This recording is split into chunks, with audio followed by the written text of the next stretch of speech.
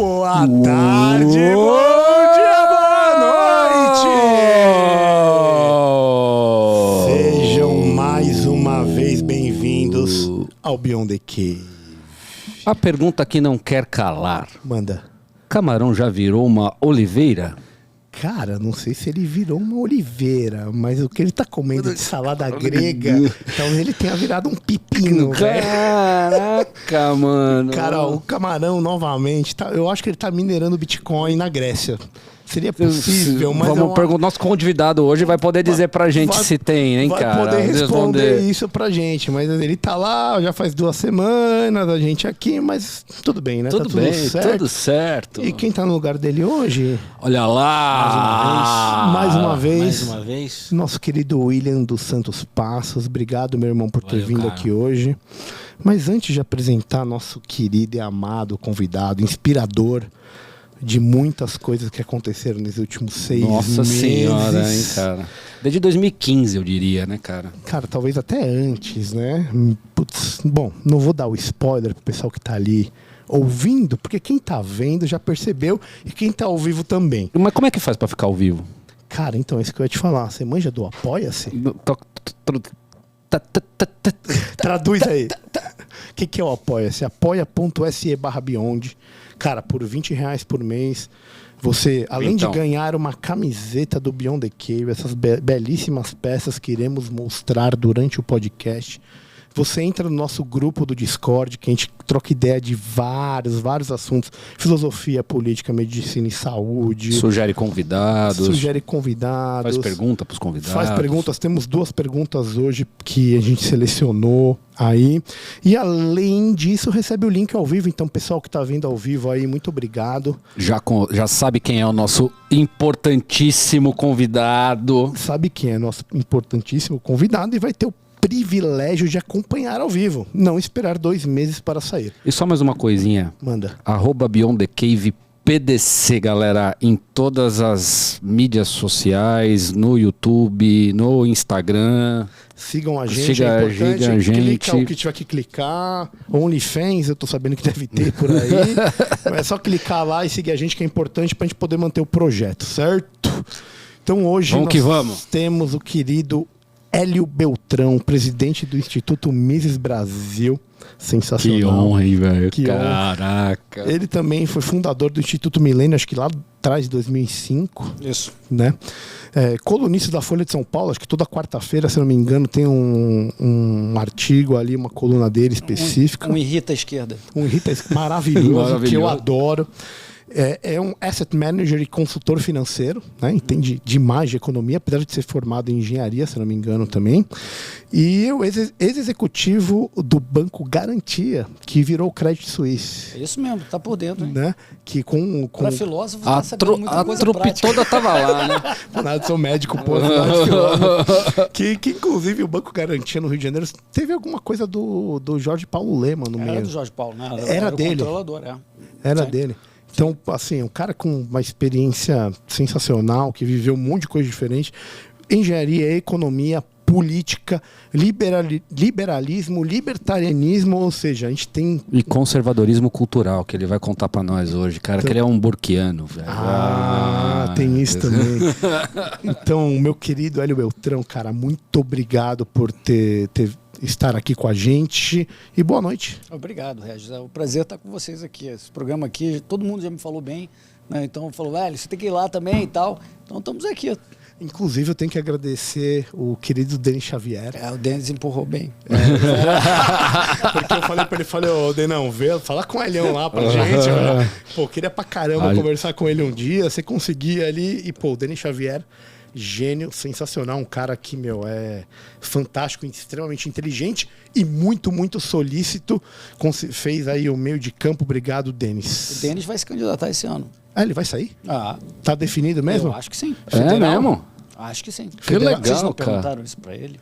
Então, mas faz tempo, né? Na época ele veio aqui em janeiro. E ele ainda era o coordenador do Novo. Sim. Na Câmara Federal. Até pouco tempo ele foi. Então a gente tava meio que... Eu falo com ele direto aí pelo Instagram, pelo WhatsApp. Ele tava meio na dúvida, mas já que ele vai sair... Eu acho que ele vai. Eu acho maravilhoso. Deputado federal por Minas Gerais. Exato. É isso, né? Isso mesmo. Que legal, hein? Animal. Puta, o Denis é incomparável. Leão, vamos lá, vamos ao que interessa. Manda ver, o que você tem? Cara, primeira coisa, a gente pergunta pra todo mundo que vem aqui. A gente gosta muito de platonismo, do estoicismo, da filosofia em geral, humanismo, conservadorismo, libertarianismo. Mas o que a gente está sempre querendo investigar é o que é uma vida boa. Certo. Então, para você, o que é uma vida boa? O que você falaria pra gente quando você ouvir isso? Eu diria o seguinte, estar em paz com si próprio é a primeira coisa. Eu acho que se você não tiver paz interna, você não consegue alcançar nenhuma das outras coisas. Então, esse acho que é o grande desafio para as pessoas. Elas falam muito de felicidade, aí confundem, acham que, então uma viagem que vai me trazer felicidade, não sei o que lá vai me trazer felicidade. Felicidade é uma coisa inconstante, tem dia que você está feliz, tem dia que não está, mas a paz, se você não tiver, você está ferrado o tempo inteiro. Então, você tem que estar tranquilo, consciente do teu papel, idealmente do teu chamado, para usar um termo menos filosófico, mais religioso talvez, uma consciência do teu destino, qual é o teu potencial, como é que você chega lá, e o resto acho que decorre daí. Essa paz passa por uma coerência entre os seus pensamentos e a tua atividade prática do dia a dia, ou o que você acredita como sendo bom e como você concretiza ou como você conhece esse bem quando você vê no mundo, né? Eu acho que muito dos problemas são, né, das teorias utópicas e tudo mais passa por isso, né? Essa questão de coerência, né? E quando ele estava falando em paz, me veio essa ideia de a coerência no sentido de como você vê a vida e como você constrói a sua vida. Faz sentido? Como é que é? Faz. Eu traduziria, para ser mais específico do que você está falando, Caio, eu falo o seguinte, se você não está se orgulhando de algo que você está fazendo ou algo que você não esteja fazendo, que você deveria fazer, as duas coisas te levam a um estado instável, de não ter a tal paz. Se você se o que você está fazendo está te orgulhando, né, e você não está fazendo nada que você fale, não, isso eu não deveria estar fazendo, eu acho que aí você alcança essa certa paz que vai te permitir todo o resto. Se você não tiver esse primeiro, aquilo vai estar sempre te atormentando. Inclusive na tomada de decisão, é isso que você está falando. Acho que sim. Cara, quando ele fala, a coisa que veio para mim, paz interna, é tipo um conhece-te a ti mesmo. Para você chegar na paz interna, você tem que saber primeiro quem você é. Qual o caminho que você quer trilhar. Para onde que você vai. Examinar a tua vida. Examinar a tua vida. Então, é bem platônico isso mesmo, é bem socrático. Né? Você precisa examinar a sua vida para descobrir quem você é, para você ter uma paz interna. Senão você não consegue chegar lá. Mas uma palavra que eu achei que você ia falar e você não disse, que chama liberdade. Então, para complementar, quais você acha que são as virtudes que são construídas pela liberdade, pelo um homem livre? Eu já te peguei, né? Você esperou uma resposta, eu já consegui o que eu queria Top. Aqui nesse programa. Mas eu acho que a tal paz interna vem antes, porque na minha concepção, a liberdade é aquilo que todos nós temos que ter se a gente vai alcançar o nosso potencial. Se você não tem liberdade, você não é capaz de perseguir os seus ideais, de buscar o seu melhor e, portanto, de alcançar vamos dizer, esse chamado que vai te dar mais plenitude. Uma coisa é a paz e outra coisa é a plenitude de estar realizando. Para você realizar, você precisa da liberdade. E a gente, quando fala de liberdade, principalmente os liberais, estão falando de uma forma muito específica. A liberdade na sociedade. Não é a liberdade de fazer o que você quiser. Quem tem a liberdade de fazer o que quer é um ditador. O ditador pode fazer o que quer. Nós, liberais, quando falamos de liberdade, estamos falando, olha, você tem a liberdade de fazer o que quer, desde que não viole igual ao direito do terceiro, dentro do teu escopo, sem agredir ou ameaçar agredir a pessoa ou a propriedade de terceiros. Então, aí você já foi para um outro troço, que é a filosofia política. Sim. Que é, cara, tá bom, você deve exercer sua liberdade no máximo âmbito possível, mas respeitando a liberdade dos terceiros. Então você está dizendo que esse bem, né, no caso a liberdade, ele só pode ser pessoal, ou você só pode buscar, e eu acredito que isso seja uma tendência, uma assíntota que você vai se aproximando, pelo menos eu vejo dessa forma, né? Essa liberdade, ela pressupõe algumas condições próprias suas, individuais, que você vai, na medida do caminho, tentando aprimorar. É isso? Essa proximidade com a liberdade. Como é que você entende isso no sentido... Você está criando... ela pressupõe a sua liberdade individual, ela pressupõe, pelo que eu entendi, a liberdade da sua coletividade, porque você vai interagir com essa coletividade. Então, a minha pergunta é, assim, para você ser uma pessoa melhor, no sentido de ter um estado mais perfeito, ou mais feliz, ou ao seu ambiente influir, primeiro, o ambiente em que você está inserido influi nessa sua capacidade de liberdade. Sim. E segundo, que uma forma mais perfeita de liberdade, se a gente pudesse ser assim, é o cara que tem a sua liberdade pessoal, mas ele quer estabelecer uma liberdade também para as pessoas da sua comunidade, e isso a gente poderia chamar de atuação política. É isso? Eu colocaria assim, Caio, tem o âmbito interno, introspectivo, e tem o âmbito perante terceiros na sociedade. Então vamos separar nessas duas coisas. No âmbito interno, você tem que ter a tal paz como pressuposto, na minha opinião, para você perseguir o que você precisa fazer, o que você deseja, os seus valores, as suas virtudes e tudo que você gostaria de ter. Mas como você bem falou, você vive numa sociedade, você está circunscrito às regras da sociedade e aos fatos da sociedade. E aí, portanto, o liberal, quando ele fala sobre essas regras na sociedade, ou seja, quando ele está falando de filosofia política, ele está falando, olha, para você permitir o máximo escopo individual, você precisa respeitar a regra liberal, que é vida, liberdade e propriedade. Por quê? Vou dar um exemplo. Nós vivemos ao longo do tempo. Então temos nosso passado, nosso presente e o nosso futuro. Se você perde o seu futuro, você perde a sua vida. Né? Então, se você perde a sua vida, você perde seu futuro. Ou seja, você deveria respeitar a vida se você está respeitando a individualidade das pessoas. Ele deveria respeitar o futuro dela, que é a vida dela. Se você perde a sua liberdade... Você perde o presente. Você perde o presente. Se você é encarcerado, se você tem alistamento militar obrigatório, coisas desse tipo. Tem um golpe comunista no seu país. Você perde o seu presente. E se você perde aquela porção do seu passado, sua propriedade, que deu origem, por meio do seu talento, esforço, deu origem àquela propriedade, e se você perde essa propriedade, você perdeu o teu passado. Ou daquela pessoa que teve o seu passado e deu para você, por exemplo, seus pais, se for o caso. Mas não importa, você está destruindo parte da pessoa quando você viola vida, liberdade e propriedade.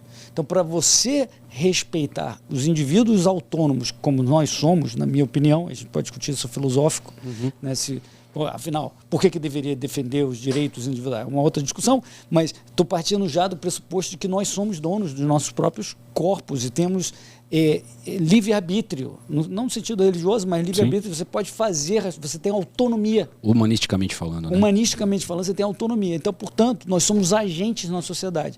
Somos agentes, então a gente deveria ter o direito à nossa propriedade, à nossa liberdade, à nossa vida. Mas na mais bela ação humana misiana. Isso. Né? Você acha que, de algum modo, o comportamento do mercado, da economia, pode, em algum momento, ser empecilho a esses três valores? Acredito que não. Quero ver se você tem algum exemplo em mente, mas não é bem o mercado. Porque quando a gente fala a palavra mercado, Will, a gente está falando de respeito a trocas voluntárias. Se você está respeitando trocas voluntárias, você tá tendo a sua liberdade, está tendo sua propriedade respeitada, a tua vida também. Então, o mercado é justamente um ambiente onde isso ocorre. Talvez uma pessoa use a palavra indevidamente, mercado, mas não é bem mercado. Eu estou usando aqui no sentido de que são trocas. Eu estou aqui porque isso aqui está legal. Eu achei que estaria legal, posso não estar achando tanto. Depois, mas no momento que eu decidi sair de lá para vir até aqui, foi uma escolha. Eu achei que, vale a pena, eu vou ganhar. E vocês me convidaram porque vocês acham, é bacana ter o Hélio no programa. Então, ambos fizeram uma troca voluntária e ambos estão ganhando. Então, esse é o ambiente de mercado. Inclusive, você pode usar a mesma lógica para relacionamentos pessoais também. Isso é uma coisa importante que você falou, né? Porque você falou usar uma lógica, você chamou como? Uma lógica de troca para relacionamentos amorosos. Então, de alguma maneira, também a nossa vida econômica termina determinando a nossa lógica ética. Você acha que isso é uma confusão ou faz parte mesmo desse processo? Deixa eu só complementar, segura a tua pergunta, mas eu queria complementar a tua pergunta anterior, dizendo o seguinte, olha, aonde é que dá problema? Não é o mercado, é quando a política, que é o escopo das relações de força. A política é justamente o escopo das relações de força. Qual é a regra? Quando a força é legitimada na sociedade. Isso é a política. Né? Ela sim pode, dependendo das regras que ela escolher, violar esse ambiente de vida, liberdade e propriedade. E o liberal vai dizer, olha, a política deveria sempre ter regras que protejam vida, liberdade e propriedade. Aí a outra filosofia política vai dizer o contrário. O comunista vai dizer o contrário, o socialista. Mas o liberal vai dizer, não, nós, como filosofia política, porque somos donos de nós mesmos, deveríamos ter na sociedade uma regra que defenda a vida, a liberdade e propriedade. Só para responder. Mas me fala de novo a tua pergunta de novo. Outra pergunta era no sentido de que você falou que essa lógica de trocas é aplicada inclusive a relacionamentos e que nesse sentido, de alguma maneira, existe uma confusão, vou chamar assim, entre ética e a nossa lógica de mercado, a nossa lógica de compra e venda. Isso é uma confusão típica dessa forma de entendimento ou não é uma confusão, é assim mesmo que a coisa deve se dar, é parte dela? Eu não sei se eu entendi bem o que você falou, mas eu colocaria da seguinte forma. No mercado, nós trocamos. Eu posso te explicar assim? Eu tenho um relacionamento com uma mulher e de alguma maneira ela não satisfaz mais as minhas necessidades, as minhas demandas. Ela não está satisfazendo algum tipo de bem-estar que eu gostaria de ter naquele relacionamento, então eu vou lá e demito ela. Certo. De alguma maneira, então, eu estou estruturando a minha relação afetiva de um ponto de vista econômico, sob oferta e demanda. Isso é uma confusão própria? Essa é a minha pergunta. Agora eu entendi. Eu acho que é inescapável que a gente queira e deseje ter relacionamentos que ao longo do tempo façam sentido pra gente. Façam sentido, você poderia até botar a palavra econômica, mas não é assim que eu estou vendo. Façam sentido, isso aí está sendo bacana para mim. Isso é uma lógica econômica. É bacana fazer uma troca, é bacana permanecer relacionando com essa pessoa. A partir do momento que aquilo deixa de ser bacana, você pode continuar com a pessoa, mas você está fazendo um certo sacrifício. Aí eu estou entrando no que o Denis gosta muito, que é Ayn Rand. Egoísmo racional. Eu ia te perguntar exatamente isso. Você está entrando no egoísmo racional. Eu ia te perguntar o quanto você se sente confortável com esse argumento objetivista de chamar isto que você está muito bem delimitando, né, de egoísmo racional. Porque o meu bode com o termo, vamos chamar assim, é que quando você fala da palavra egoísmo, você muitas vezes, quando não está habituado com o jargão filosófico ou com o que quer dizer o tema, você traz uma conotação negativa, né? E você, quando você fala egoísmo, você meio que pressupõe a priori que está se retirando todas essas virtudes humanísticas que o Hélio estava falando agora. Deixa eu só colocar uma coisa, para quem não está acostumado com o termo, o que seria o egoísmo racional? Seria que é o seguinte, toda ação que você toma em prol para você poder aumentar o seu conforto ou diminuir seu desconforto. Então, teoricamente, segundo a lógica objetivista, não existiria um altruísmo. Por exemplo, o seu filho está aqui na frente de uma arma e o cara vai dar um tiro.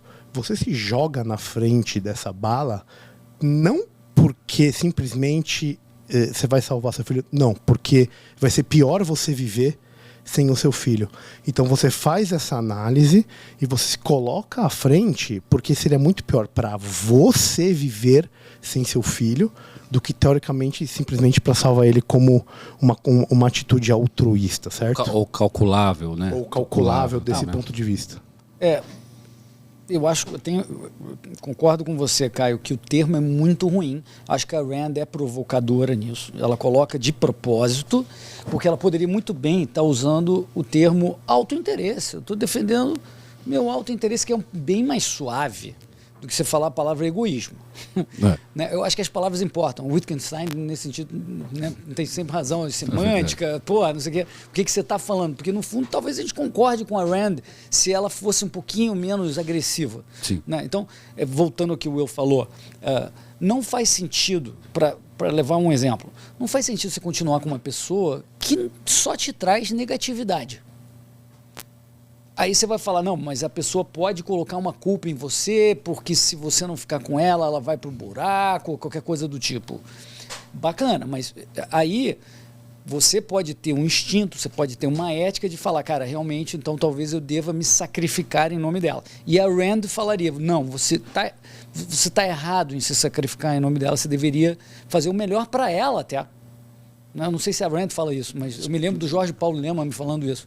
Quando você faz um feedback a cada 6 meses para uma pessoa no trabalho, você tem que ser o mais honesto possível, porque você não está só falando porque você é o chefe, ou sei lá o quê. Você está também ajudando a pessoa a descobrir se faz sentido ela estar ali.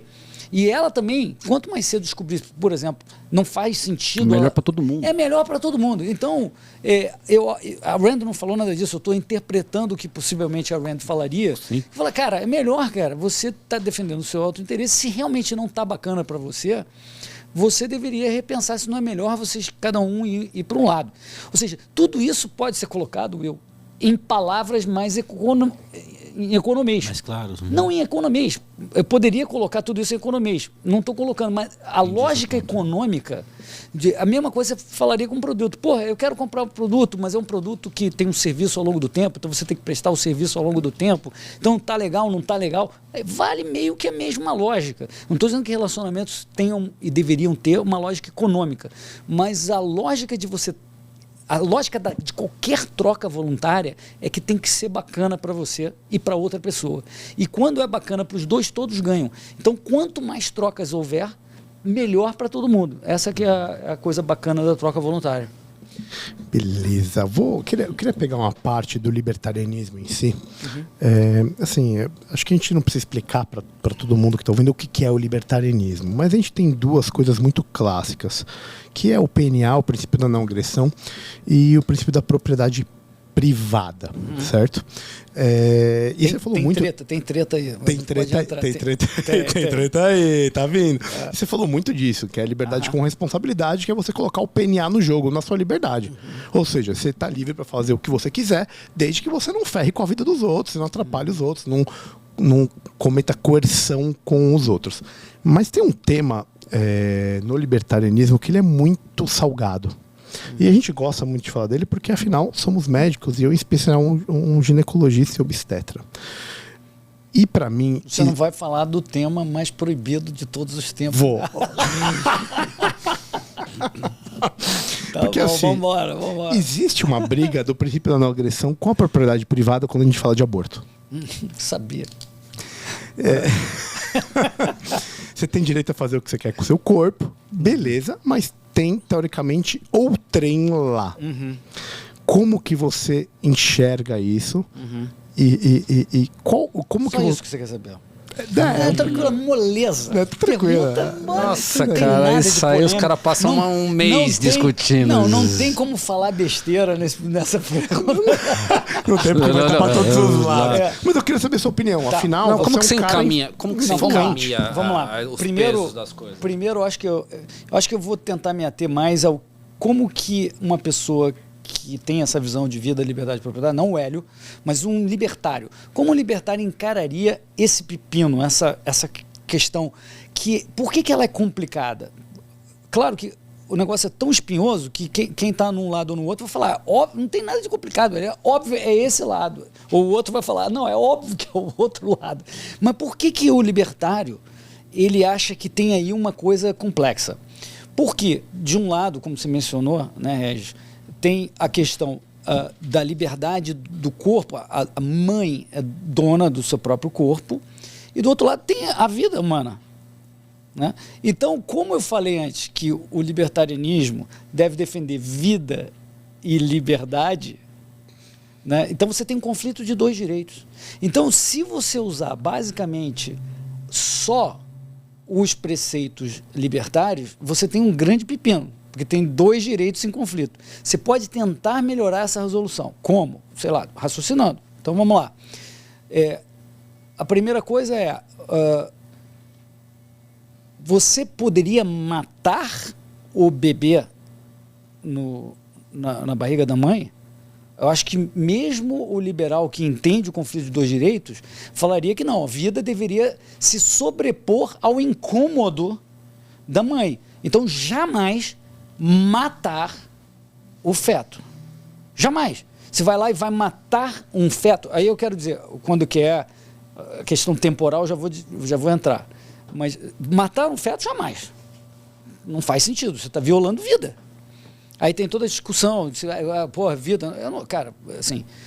eu não quero nem entrar nesse... Sem dúvida, eu digo que após 3 meses, para mim, se você vai lá e interrompe aquela vida, tomou a atitude de interromper, você é um assassino para mim. Hélio agora falando. Para mim, você é um assassino. A mãe vai falar, não, é meu corpo, mas você está carregando uma vida interna, então se você fez isso e a pessoa que fez isso, eu acho que você virou um assassino. Menos de 3 meses, você pode ter outra discussão, que eu não vou entrar aqui. Mas o que eu quero dizer é o seguinte, imagina 8 meses, para simplificar. Bizarro. Não, como que uma pessoa normal vai propor uma tese de assassinato do bebê? Bom, agora tem uma outra coisa, a tecnologia está vindo para nos ajudar. Se você, ao invés de matar, que é proibido, você retira o feto do corpo da mãe com 5 meses, hoje ele é viável. Talvez no fim do 4º mês, início do 5º, seja viável. Então, se você tem essa possibilidade e você mata, para mim, vira até o hediondo. Né? E quando a pessoa faz um aborto a partir desse período que a tecnologia já permitiria a sobrevivência do feto, aí então nem se fala. Então você começa a ter, talvez a discussão se resume só no período anterior, aos 4 ou 5 meses, dependendo de quanto a tecnologia conseguiria fazer o feto sobreviver, certo? Porque se a mulher está incomodada, ela pode tirar, mas não matar. Certo? Já seria uma melhora, uma evolução. Ué, mas peraí, Sim. Você está respeitando os dois direitos. Você está respeitando a vida, você tira do corpo dela, que não quer, por que ela não quer? Possivelmente a maioria queria matar mesmo, porque não queria. Aí é assassino, né? Sim. Assassino. Mas se pode tirar, então se retira do corpo e faz sobreviver. Mas se vai retirar, para não ficar... Por que não esperar o processo completo e aí retirar? Porque assim... É um puta de um pepino isso aí, mas né, tudo bem, cara? mas não. É um puta de um pepino, um puta de um problemão, né? Porque se você levar o argumento no extremo, você vai pensar assim, ok, mas aí qual que é o direito de uma pessoa poder fazer isso pela rede privada e vão ter pessoas que vão achar que vão poder fazer isso pela rede pública. Aí na hora que você faz um procedimento desse novo, né, e tudo como novo, né, incorporação de tecnologia na medicina, cara, você deixa de dar AS, por exemplo, para 150 mil pessoas, que é o problema da judicialização da medicina. Né? Então depende do time frame que você toma. Né? Então, tem uma questão ética também, que é assim, se a mãe realmente não quer levar, será que não é melhor do interesse da criança você permitir que ela tire ao invés de obrigá-la a carregar até o final? Porque isso não pode... Será que não é negativo para a criança? Não, mas se ela tirando... os médicos, vocês, falassem, não, se a gente tirar agora, no 5º mês, vai sobreviver com 99%, 95%. Mas esses 95%, ele não vem no 5º mês, esse que eu quero dizer. Ah, não, tudo bem, eu não sei. Isso é uma coisa que vai vir lá para 34 semanas, não, 35 semanas. É que eu já ouvi alguém me falando que a tecnologia permitiria sobreviver no 5º mês, em algum momento do 5º mês. Né? Não. você tem vários casos de bebês que nascem ali com 25, 26 semanas, que esses bebês sobrevivem. Só que às custas de... Não, tudo bem. A gente está falando eu acho que... Da evolução da tecnologia para daqui com algumas... Eu estou pressupondo que a probabilidade de sobrevida seja alta, ou altíssima, e aí talvez faça sentido. Sim. É só isso, eu não estou me pegando exatamente na data. Entendi. Desde que a possibilidade de sobrevida seja alta, bem alta, talvez faça mais sentido permitir a retirada do feto e sobrevivência fora do que obrigar a mãe que não quer, que pode fazer mal àquele feto, né, continuar com ele. Não sei. Acho que essa é a questão. E aí a discussão passa a ser uma discussão... de antes dessa data, né? Então, aonde passa isso a ser... Quer dizer, mesmo a pessoa que defende que o aborto nunca deva acontecer, mesmo dentro da concepção, deve achar que à medida que o tempo passe, fica pior. Talvez. Seria o normal esperar isso. Tem gente que não, vai dizer não importa. É igual. Eu sinto a mesma ojeriza se for 1 segundo após a concepção ou... É qualitativo. É qualitativo, pode ser também, não importa. Mas eu acho que se você não colocar ali uma coisa muito dogmática, seria natural esperar que o tempo faça diferença. Então tem gente que, por exemplo, fala assim, olha, se você der a oportunidade à mulher logo que ela souber que está grávida de fazer um procedimento, isso é mitigador. Porque isso vai ocorrer com o quê? 1 mês e meio? Vocês que entendem aí, sei lá. Com 45 dias. Descobrir que está grávida? Provavelmente. 45 dias. Então, tem gente que vai defender que se ela fizer... Você deu uma saída para ela. Entendeu? Mas nada disso, eu acho... Assim, a minha posição, para responder, eu sou pelo status quo da regra brasileira. Eu também acho que é bem balanceada. O que você acha, Maga? A gente já discutiu isso, né? Eu pessoalmente, da legislação, eu acho que é isso, né? Eu concordo, acho que a legislação brasileira está bem de acordo com o que é viável, com o que é possível. Eu acho isso aí. Já que a gente está falando... Eu acho que assim, se me perguntassem aí por política, não sei o que você acha que deveria, eu falaria, cara, a regra brasileira eu acho que deve ser respeitada. Eu acho que só falta isso que você falou da linguagem, as pessoas entenderem que o aborto não é um direito, é uma permissão, né? Em alguns casos está permitido, mas não é um direito, algo que você possa exigir, né? Há toda uma tragédia no aborto que impede ele de ser um direito, né? Mas essa é a discussão que a esquerda quer levantar, né? Quer trazer o aborto como um direito. Exatamente. É uma linguagem errada para falar de uma tragédia. Exatamente. Cara, já que a gente tá falando de libertarianismo... Tem alguma mais, assim... Não. Eu vou te falar um pouco. Tem uma menos... Como a gente não sabe para onde que vai derivar a conversa, a gente acabou derivando pro libertarianismo em si.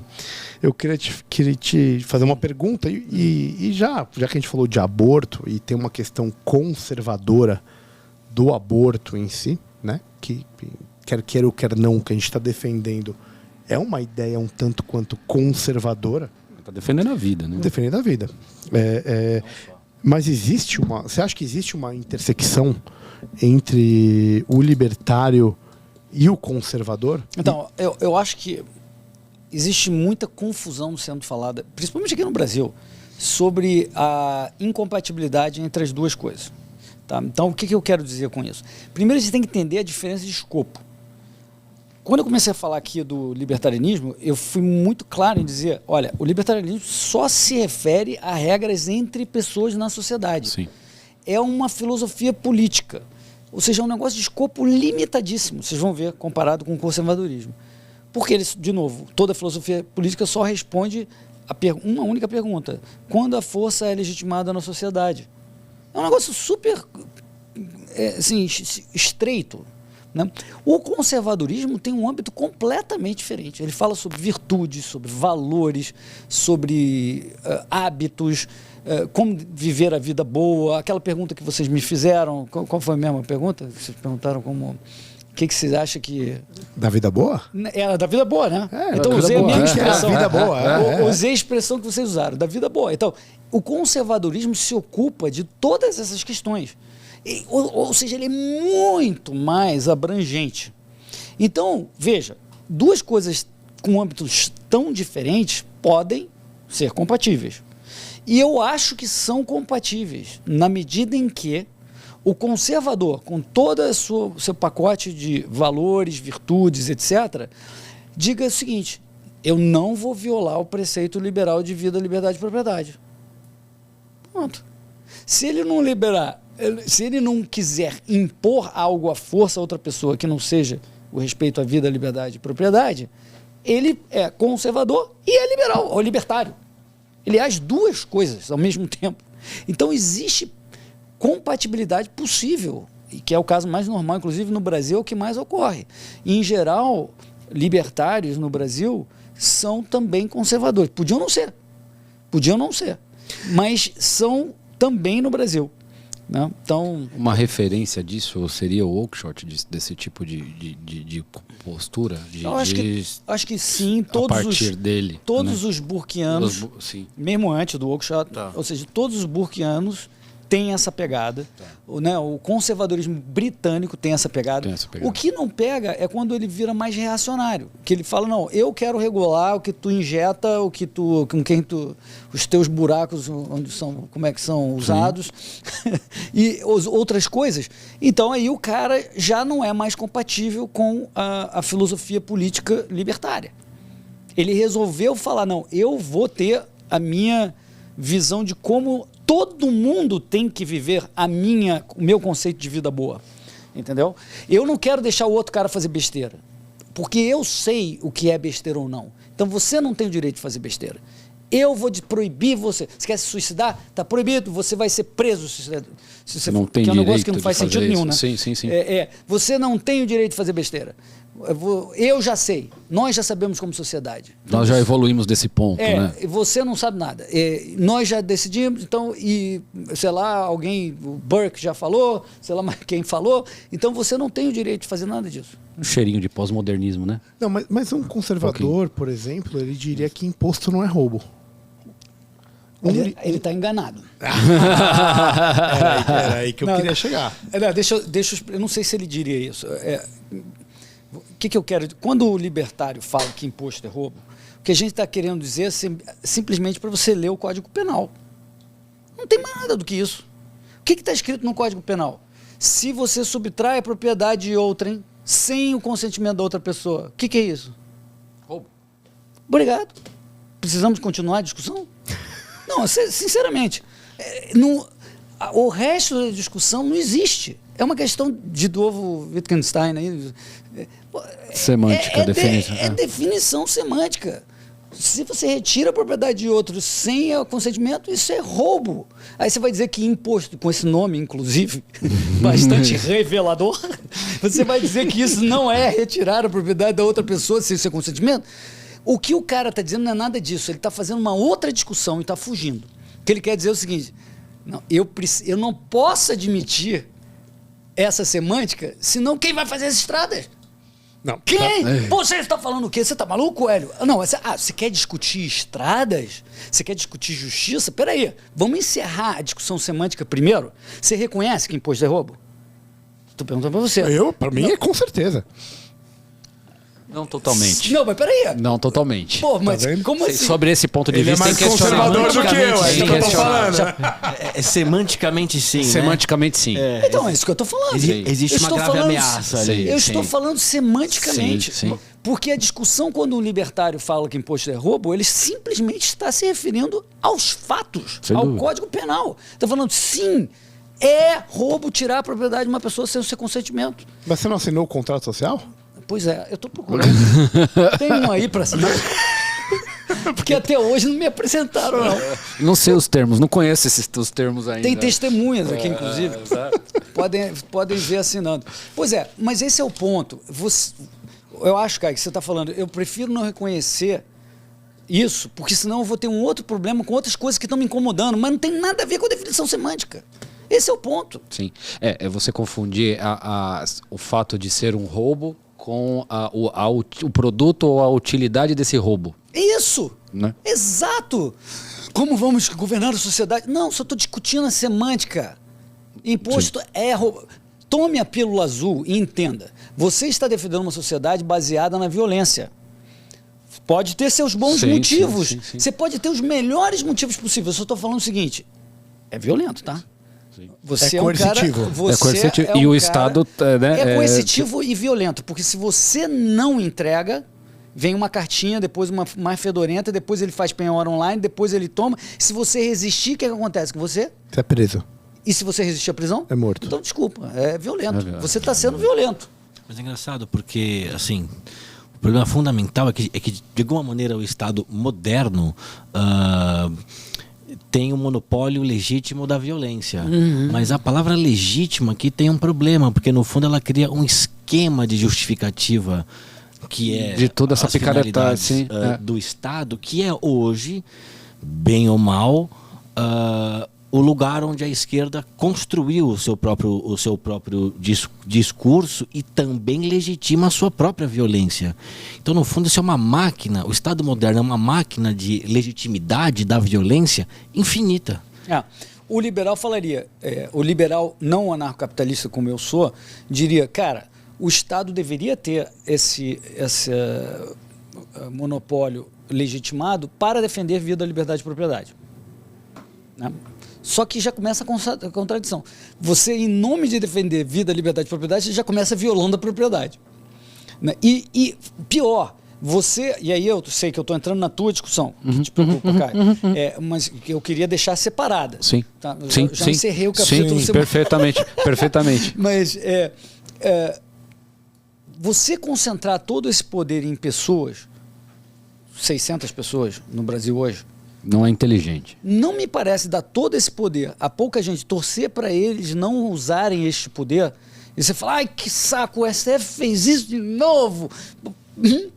Se você chegasse para um marciano, o marciano pousou aqui, plum, chegou um marcianinho, ele pergunta assim, como é que vocês fazem a governança aí do planeta Terra? Não, a gente tem um esquema aí que é voto, e aí a gente vota em 550 pessoas, esses 550 escolhem outros 50 que eles determinam tudo. Aí o marcianinho falaria assim, peraí, mas esses caras que vocês estão votando são caras que nem vocês, de carne e osso, ou são marcianos que sempre fazem um bem que nem eu? Não, tem o diabinho aqui e tem um anjinho aqui no ombrinho, tem os dois.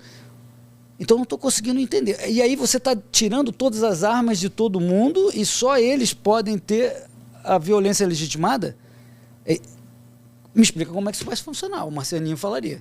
Como é que você espera que isso funcione se você está dando todo o poder para um grupinho? E eles determinam a interpretação, quanto você vai pagar, o que você pode fazer com a tua propriedade, o que você pode fazer com todo o resto. O marciano não iria entender esse sistema. Não. E do ponto de vista lógico também faz todo sentido, né? Porque assim, a mistura de mal com bem é sempre mal. O que gera mais bem só pode ser bem. Da mesma coisa, quando você mistura liberdade com algum tipo de coerção, o resultado vai sempre ser coerção comparado à liberdade prévia que você já tinha. Né? Então é um argumento metafísico, para além do que o Hélio falou. E essa né? é uma contradição humana, ou seja, ela é parte da ordem, da natureza das coisas, ou é uma contingência da nossa própria história? Excelente pergunta. Excelente pergunta. Eu acho que é parte da natureza humana você querer exercer poder perante terceiros. E o que te contém normalmente é o poder, força de outros que podem você se ferrar nessa tua tentativa. Mas nós somos animais agressivos que quer partir... Concentração e utilização de poder, em última análise. Então, eu acho que existe isso na natureza humana. A segunda comentário era isso ou... Não, era isso aí. Não, né? você falou, era ou da natureza ou parte da da nossa história. Própria história. A história construiu um mundo que criou essa contradição. Eu acho que a história também, né, o Estado é criado como um bandido estacionário, ele tira proveito de que alguém precisa dirimir conflitos na sociedade. Então, se eu tenho uma disputa com você, a gente tende a usar um terceiro árbitro, etc. E esse cara, num determinado momento, vai falar, não, eu vou ser sempre o árbitro.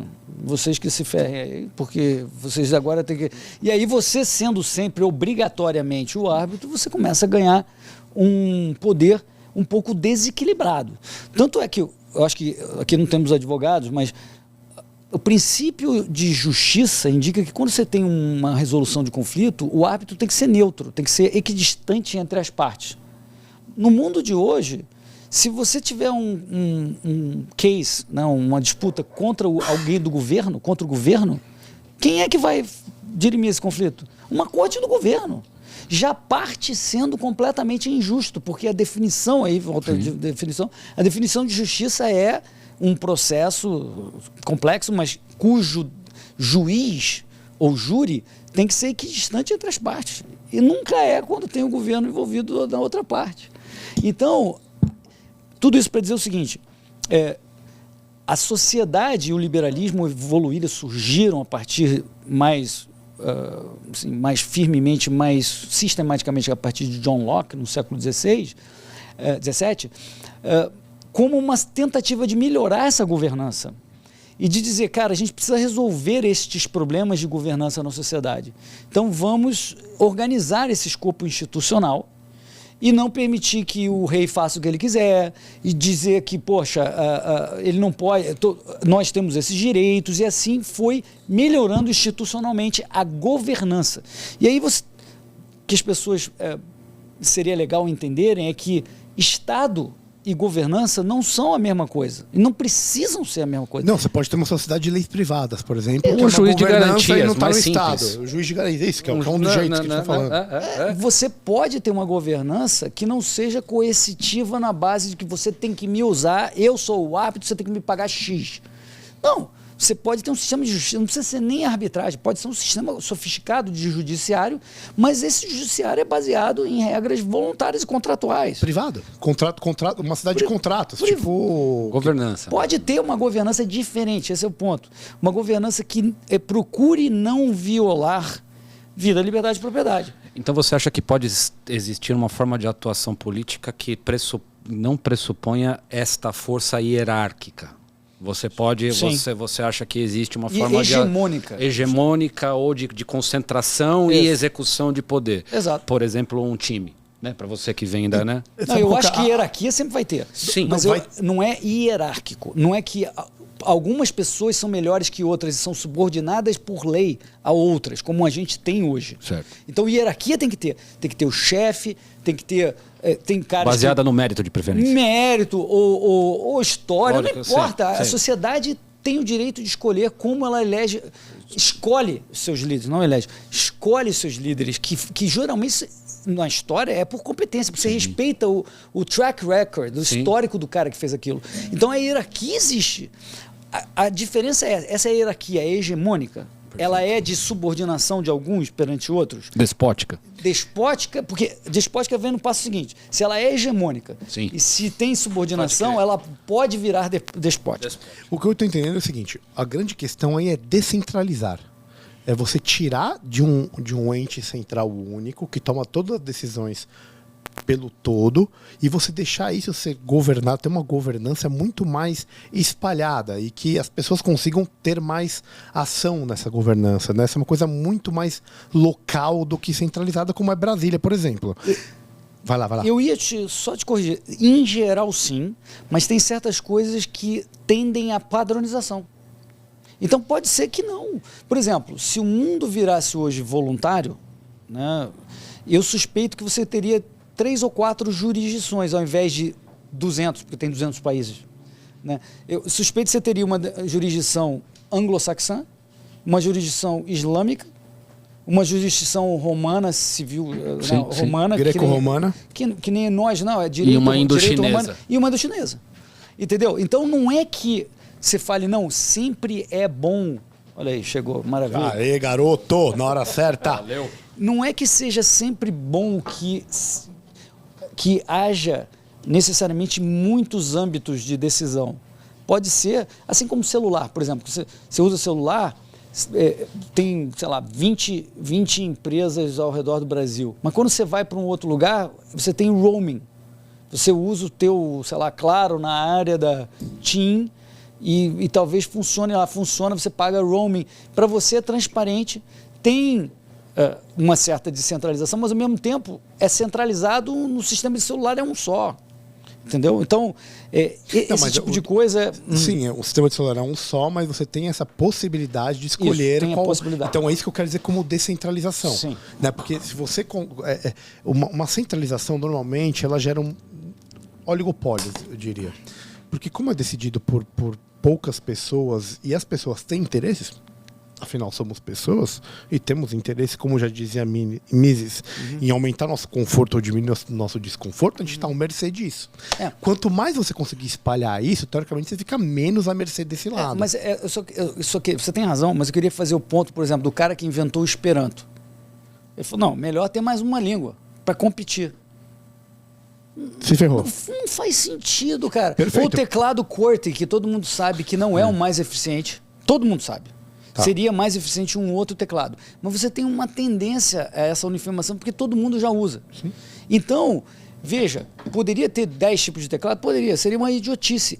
Tem certos aspectos na sociedade que tendem a uma... Não é oligopolização nem monopolização, porque esses termos, para mim, só têm relevância quando eles são por lei. É ao uso comum, voluntário. Aí tá beleza, mas é um só, percebeu? Nesse caso não tem descentralização, todos os teclados são QWERTY. Perfeito. Né? Entendeu? Toda a lei vai ser 4 no mundo e não 200. Entendeu? Sim. Ou seja, você vai ter uma enorme concentração, uma concentração benigna, que não é forçada, não é por lei, é porque faz sentido. O padrão tem valor, padrões têm valor na sociedade. Não, a gente tem a porra do urso panda da tomada de 3 pinos, entendeu? Entendeu? Que não fala com nenhum dos países que a gente viaja, fora a Suíça. Só a Suíça tem, mesmo assim, não é exatamente igual. Então a gente fugiu do padrão para perseguir um monopólio. Isso não é uma descentralização. O Brasil descentralizou, nós fizemos o nosso, mas não foi bom. Talvez tivesse uma tomada só no mundo inteiro, se fosse voluntário, fosse melhor. E se você permitir, é possível que, né, que vá nessa direção. Não, a descentralização seria mais assim, deixa eu decidir qual tomada que vai ter em casa. Uhum. E aí eu escolho se eu quero a de Mas aí você nunca vai escolher a outra. Mas eu boto uma tomada de cada jeito. Tudo bem, você vai gastar mais caro. Não, tudo bem, perfeito. Por que eu tô falando disso, de descentralização? Porque assim, a gente vê que no Brasil é muito claro, politicamente, economicamente, que está tudo centralizado. Uhum. E a esquerda, que a gente fala bastante aqui, ela luta em favor disso. Ela não deixa o negócio sair do controle das mãos dela para poder abrir esse tipo de possibilidade para os outros. E a esquerda, ela chega no poder, por isso que eu botei até essa imagem aqui, Lobo em Pele de Cordeiro? Que é o Lobo em Pele de Cordeiro da Sociedade Fabiana. Aí a gente fala um resquício dos britânicos atrás que lutaram por 1 milhão de coisas. Só que eles têm um jeito de chegar no poder. Por isso que é o Lobo em Pele de Cordeiro. Você lembra a história do Churchill? Qual delas? Eu não me lembro qual foi dos inimigos políticos dele, que ele resolveu sacanear ele. E o cara era meio fraco. Ele falou, ele é um cordeiro em pele de cordeiro. Então, mas é bem aí que vem meu questionamento, porque esses caras, eles estão no poder há muito tempo no Brasil. A esquerda está no poder há muito tempo no Brasil e eles usam esse discurso fabiano para estar lá. Nós temos principalmente o PSDB, né? Principalmente o PSDB, o PT, todos eles. O PT é mais carnívoro, né? Ele fala mesmo que quer o socialismo e tal. O PSDB é mais disfarce, fica ali, não vamos devagarzinho aqui, faz aí uma agência reguladora, faz um não sei o que lá mais aqui e tal. O Lula meteu a carta, nesse momento ele foi Fabiano. E eu não consigo enxergar como nós liberais vamos conseguir chegar lá sem ter um certo fabianismo, entre aspas, liberal ou de direita, o jeito que quiser ser colocado. Como que você acha que a gente pode fazer isso? Como que a gente consegue traduzir? Porque a gente usa muito economês. E é lindo, maravilha, legal pra caramba, só que assim, isso não convence o cara que tá lá na ponta. E você não acha que isso também é um dos pecados, acho que Da geração do Roberto Campos e desses... erro, você diz, né? Não sei se foi erro, porque as condições é difícil, né? Você teria que saber as condições lá para julgar se é certo ou se é errado. Mas dentro dessa teoria, ou do que a gente imagina hoje do argumento liberal, né? Disso que a gente vem um pouco discutindo, você acha que cair muito para matemática e física, né? Justificar que... Eu estou só...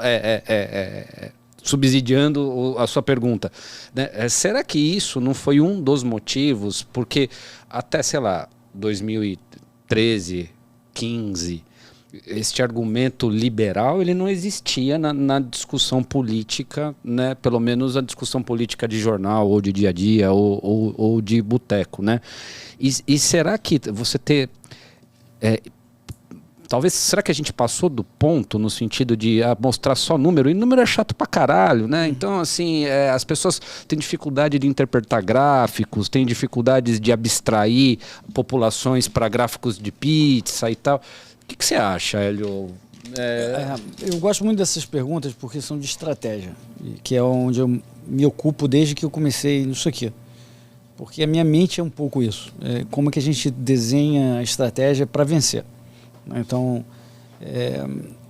a minha conclusão, sim, logo que eu comecei isso, eu percebi que existia muito do economês, da tecnocracia, e o que vigorava entre o que era chamado a não esquerda no Brasil é o que a gente entende por neoliberalismo. Perfeito. Então, o neoliberalismo, que muita gente acha que não existe, mas eu não vou aqui perder tempo explicando por que existe, ele mistura concessões à esquerda, com objetivos nobres lá na década de 30 e 40, porque estavam tomando porrada de todos os lados, mas resolveram... O keynesianismo também admite um pouquinho. O keynesianismo é ainda pior. O neoliberalismo fala assim, não, nós respeitamos o mercado, acreditamos no sistema de preços, mas a gente precisa ter ordem nisso, e precisa ter programas assistencialistas, e precisa ter agências reguladoras, a gente precisa regular o ambiente de preços, a gente precisa... É o alemão, né? Precisa... O ordoliberal também é um pouco parecido, mas vem dali do neoliberal. O neoliberal vem depois do ordoliberal. E a gente precisa ter moeda estatal, a gente precisa... Então, isso que não existia no liberalismo clássico, no século XIX, Perfeito. Passou a ser o que era considerado não esquerda, porque... tudo virou tons de vermelho de totalitarismo. Sim. Então, sobrou só esse troço. Quando eu cheguei nesse movimento, o Roberto Campos chegou antes, e não era, quando ele passou dos 60 anos, e não era mais neoliberal. Antes ele era. Né? E depois ele virou um liberal mesmo. Eu digo isso porque o Roberto Campos, na década de 60, ele criou o BNH, Banco Nacional de Habitação, ele instituiu a correção monetária, ele consolidou o Banco Central, ele criou o BNDES. Tá ok com a teoria liberal que a gente tem discutido agora. Não faz sentido pro liberal americano, né? Mas você não acha que dentro do austríaca, é isso que ele tá falando. Não, dentro de um argumento liberal, você acha que ele fugiu, isso era inconsistente, assim, então, do ponto de vista de teoria política? Eu digo, você criar um Banco Nacional de Desenvolvimento, BNDES, para tirar dinheiro do pobre, do Fundo de Amparo ao Trabalhador, para dar para empresário rico, isso é completamente incompatível com o liberalismo. Você criar um troço de financiamento habitacional direcionado a certos bancos que vão direcionar e tal, então está dando dinheiro também para banco, para supostamente ajudar o mais pobre, mas tirando do pobre também, isso não é liberal. A correção monetária lá atrás, é uma outra discussão, mas tudo bem. Ele queria falar, não, vamos fazer a correção para repor a perda salarial. Quando você poderia permitir que o mercado fizesse isso. Se você instituir a correção monetária, você, na época, diziam isso, que você perpetuou a inflação, porque ela virou meio automatizada. Então, nada disso era muito liberal. Depois ele virou um grande liberal. Bom, mas não importa. O Roberto Campos era uma exceção liberal, num ambiente neoliberal, de dominância. Tudo que era não esquerda era neoliberal. E eu estou botando o keynesianismo na esquerda. Perfeito. Né? Obrigado. E aí, como tem que ser? Como tem que ser. Bom, isso não deu certo. Né? Essa tentativa de... É quase um fabianismo errado. Né? Porque você fala, não, vamos ceder para o outro lado. Quando você nunca negocia contra si. Não, eu já vou ceder essa outra coisa. Não, está errado. O certo seria, em primeiro lugar, virar mais humanista no bom sentido, como era Adam Smith, como era David Hume, que você lê os livros deles, você não sabe se o cara é um psicólogo, um filósofo, um antropólogo, um economista.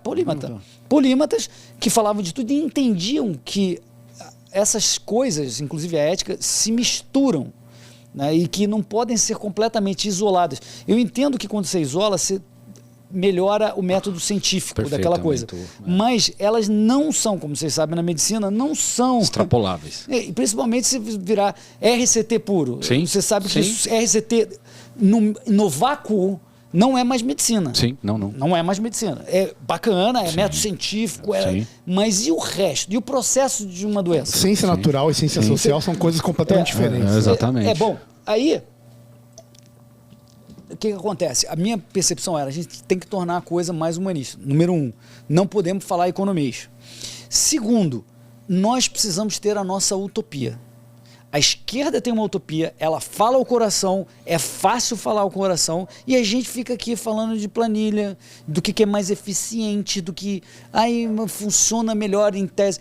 Tudo isso aí não encanta mentes e corações. Então a gente precisa ter a nossa utopia da liberdade, como a esquerda tem da igualdade. A gente precisa, Regis, mostrar no mundo de ideias que a gente é radical, utópico, ainda que a utopia esteja lá longe, não importa. Eu, na decisão, aí que vem a relação com o fabianismo. Eu só estou falando aqui de utopia o tempo inteiro. Né? Falei uma opção de coisas aqui que você fala, quem vai fazer as estradas, sei lá o quê. Né? Estou falando de utopia.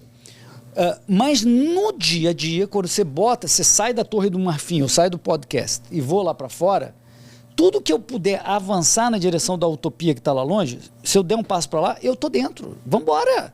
Nesse aspecto, você poderia dizer que isso seria um resultado fabiano, mas ele não foi deliberado. O que é deliberado é, eu quero aquilo lá e falo naquilo lá o tempo inteiro. Aquela utopia da liberdade lá. Mas se eu andei para cá, ótimo. Se eu pudesse ter dado 10 passos de uma vez, eu daria os 10 passos. Não é aí que se encaixa um pouco o anarcocapitalismo? Nesse sentido de você diminuir, de você atuar, assim... Porque eu parto do princípio que anarcocapitalismo não é você combater ou não ter hierarquias ou lideranças. Não é essa a primeira definição que, juntando as palavras, né, vem à nossa mente. Né? Eu imagino, para o Hélio se identificar, né, com essa teoria, deve ser algo no sentido de você diminuir o Estado na medida que você vai interagindo com ele. E a sua posição é sempre de contrária no sentido de diminuir cada vez mais. É isso a sua postura? Vou explicar. Primeiro, pode ficar tranquilo que eu defendo essa maluquice mesmo. Eu defendo mesmo o anarcocapitalismo que você está achando estranho. Eu defendo isso. Eu defendo que as relações deveriam ser sempre contratuais. Sempre. Que ninguém deveria violar a propriedade de terceiro, ainda que seja um preposto de alguém que apertou um botão confirma. Ninguém deveria poder atacar a integridade física, a propriedade ou a vida das pessoas. Eu acredito nisso e ponto. Uhum. O que isso significa na prática? Significa que é uma sociedade sem regra? Óbvio que não. Cheio de regra. Aliás, eu acho que teria mais regra no anarcocapitalismo do que hoje, talvez. Não sei. Não saberia dizer. Uhum. Segundo, hierarquia? Continua tendo hierarquia. Porque toda governança exige hierarquia. Dentro de uma empresa você tem um CEO. Alguém tem que decidir. Mas você trabalha lá porque quer. Sim. Você topou aquele trabalho. Continua tendo hierarquia, líderes, gente, aristocracia, quer dizer, mais natural. Sim. Porque as pessoas, né? Então tudo isso continua acontecendo.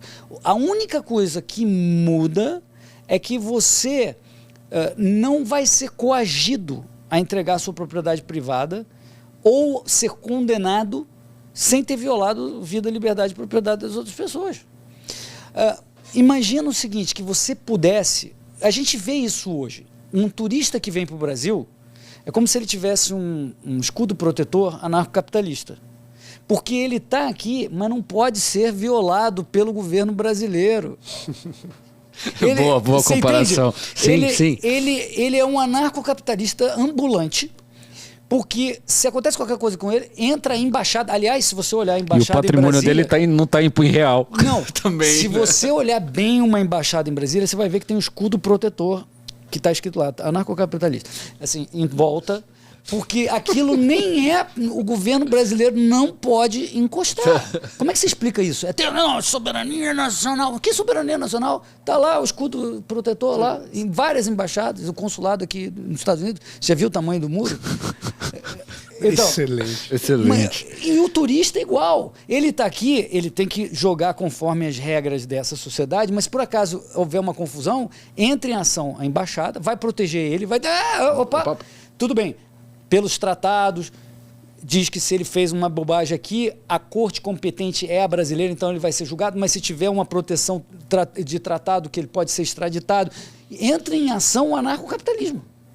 Entendeu? Que é esse é o sentido. Esse é o sentido. Então, você se pudesse comprar esse escudo, como brasileiro, como escravo da Senzala Brasil, que nós extremo somos, ocidente. Nós somos escravos da Senzala Brasil. Só porque você nasceu aqui, você virou... Entregaram um contrato que você não assinou na tua cara e você se ferrou. Mas se você pudesse comprar a carta de alforria que vem com o escudo protetor anexado, você viraria um ente em secessão dentro do território brasileiro. Você vai continuar pagando imposto quando você compra um bem, compra uma cerveja, porque você está aqui nesse território. Mas você está muito mais próximo do anarcocapitalismo. Porque a tua jurisdição não é mais essa, vai ser uma outra que você escolheu. Você pode falar, não, agora tem lá um país lá, Liberland, deu passaporte, então eu virei jurisdição Liberland. Ou Portugal, sei lá o que pode ter, se você tem um parente. Você virou de outra jurisdição. É um pouco como funciona nos Estados Unidos, na verdade. Assim, o sistema federativo, né? Sim, sem dúvida. Que não tá legal pra você na Califórnia, que tem um monte de mendigo, porque aquela porcaria virou liberal dos caras lá, e o cara vai pro Texas fazer o negócio dele. Outra... A gente não entende no Brasil, um país tão unitário e centralizado, a gente fica que nem um palhaço vendo filme de Hollywood, o cara atravessa uma estrada, uma rua lá, não tem mais jurisdição policial. Um brasileiro nunca entende esses filmes. É bizarro. Porque é bizarro. Você não tem jurisdição. Porra, como assim? O cara, o que ele fez? Ele voou para um outro planeta? Não, ele só cruzou a regra é diferente, filho. É isso. Exato, e o cara não tem realmente uma jurisdição. Ele pode estar lá, mas ele não é mais policial lá. Mas ele tem mais escolha, né? Ele pode achar o que é melhor para ele. Não vamos continuar agora, pessoal. Seguinte... Estamos terminando a primeira parte. Pô, mas vai 20 minutos, Reginho. Mas aí é o seguinte, meu amigo. Quem tem o Apoia-se, apoia.se/Beyond, BEYOND, vai continuar assistindo o nosso querido Hélio Beltrão aqui ao vivo. Quem não tem, vai ter que esperar a semana que vem pra parte 2. É uma semaninha, coisa rápida, o papo né, tá bom, hein, velho? Porra, demais, hein, Will? Fala pra nós aí, velho. William, genial o tá papo, hein? gostando, Tá gostando, velho? Amando, né? Como sempre. Pelo amor de Deus. Elião, primeira parte acabando, a gente vai no banheiro rapidinho, a gente finge que a gente começa pra semana que vem, então... Cara, obrigado pela presença. Valeu, obrigado, gente. Cara, demais, sensacional. Falamos muito de libertarianismo. Vamos falar na segunda parte, sabe do que também? Do que você quer falar? Quero falar um pouquinho de escola austríaca. Sabe nada. Traduziu pouco dos Quero falar um pouquinho de inflação e perspectivas do Brasil. Eita, lá na frente. Hein, cara. Você acha que nós estamos hoje pior que 2015? Vamos deixar para a próxima parte, meu amigo. Boa noite, Hélio. Muito obrigado. Gente, boa noite, William. Muito obrigado. Caião, boa noite. Boa noite e siga-nos, @BeyondTheCavePDC. Grande abraço, galera. Boa noite. Tchau. Abraço.